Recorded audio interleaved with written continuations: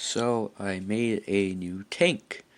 I didn't have any footage of when I was making it. Sorry, I didn't record that. I didn't think of it at the time.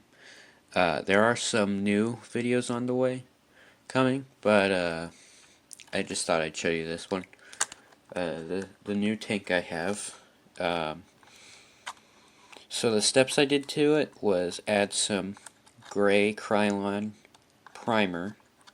I did pre-shadowing with my airbrush. I used black for pre-shadowing, and then I painted the whole thing in gray. My bad, not gray. I painted the whole thing in a dark green. I took this green here, and whenever I painted it on, it was a bit too bright. So I had to mix it with a little bit of brown to get it more along the lines of that nice dark green color. Uh, Once I finished that, I ended up adding dry brushing. I took some silver acrylic paint and then painted it on.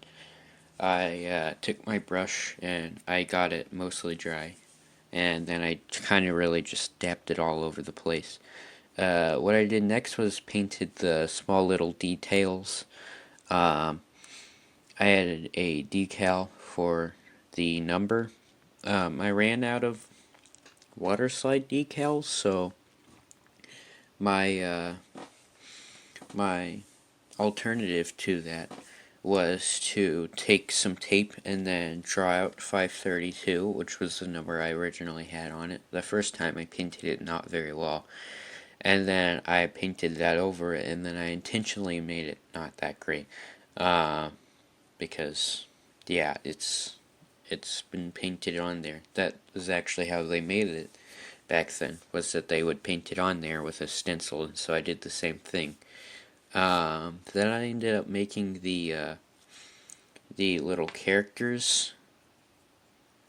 I took my brush, I did some small detailing on it after I painted the whole green the same. It doesn't look as dirty and scratched up as the tank, but that's because I didn't dry brush it, which makes sense because it's clothing and not metal.